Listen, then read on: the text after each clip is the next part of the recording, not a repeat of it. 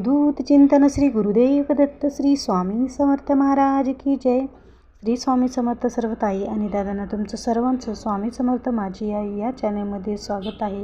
आजचा दिवस स्वामी महाराजांच्या कृपेने तुमचा सुखाचा आणि आनंदाचा जावो हीच स्वामी महाराजांच्या चरणी प्रार्थना करून आजच्या व्हिडिओला सुरुवात करूया.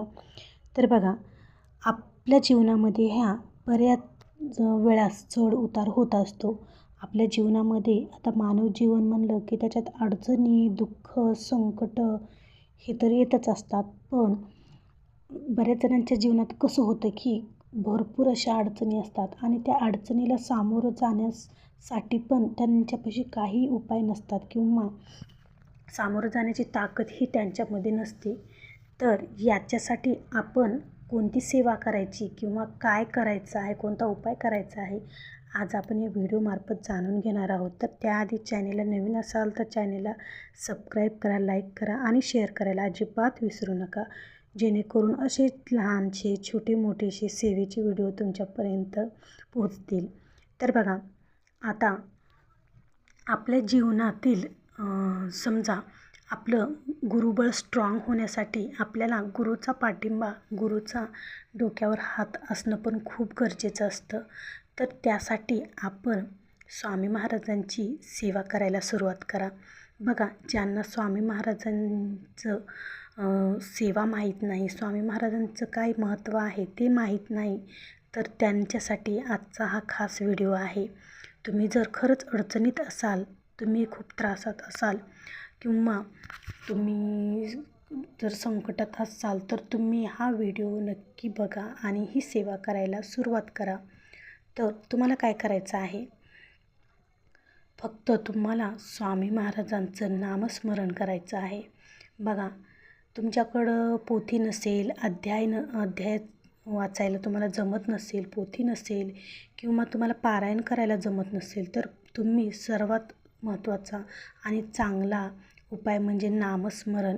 ह्याला विटाळ, सुतक याची कशाचीही अडचण नाही, ह्याला म्हणजे काहीही अडवं नाही येत, फक्त नामस्मरणासाठी. आणि जर तुम्हाला स्वामी महाराजांची दुसरी सेवा करायची असेल तर तुम्ही स्वामींच्या सेवेला सुरुवात करा.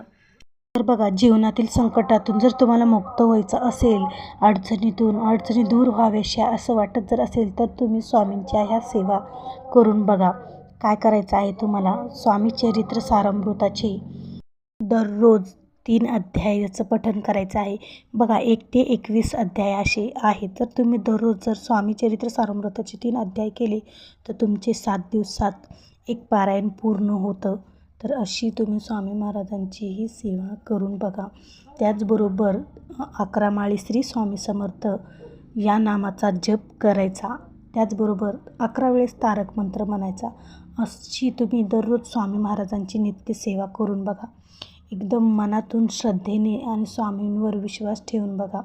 कसलीही अडचण असो, कितीही जीवनात त्रास असो, तो 100% दूर होणार म्हणजे होणार. आणि ते म्हणजे स्वामींच्या सेवेने, स्वामींच्या नित्य सेवेने हे सर्व काही अडचणी तुमच्या जीवनातील नाहीशा होतील.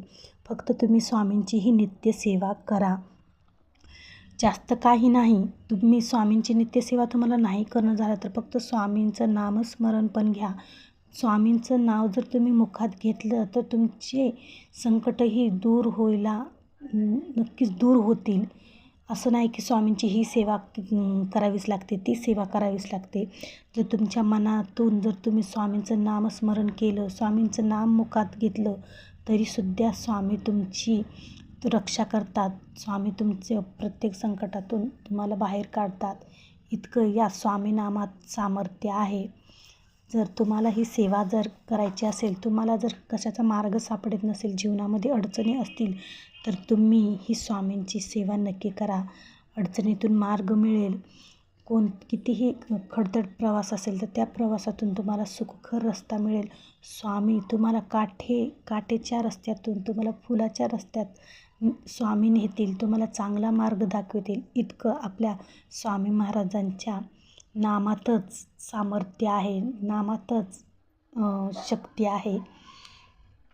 तर तुम्ही ही सेवा मी कळकळून तुम्हाला सांगत आहे की तुम्ही ही स्वामी महाराजांची नित्यसेवा नक्की करून बघा. जर खरंच तुम्ही अडचणीत असाल, मार्ग मिळत नसेल, तर तुम्ही ही स्वामी महाराजांची सेवा करायला सुरुवात करा. बघा नक्कीच तुम्हाला मार्ग मिळेल. तर आजचा व्हिडिओ असा होता. आवडला असेल तर नक्की लाईक करा, शेअर करा आणि आपल्या चॅनलला सबस्क्राईब करायला अजिबात विसरू नका. चला भेटू पुन्हाच अशा एका नवीन व्हिडिओसोबत. तोपर्यंत श्री स्वामी समर्थ.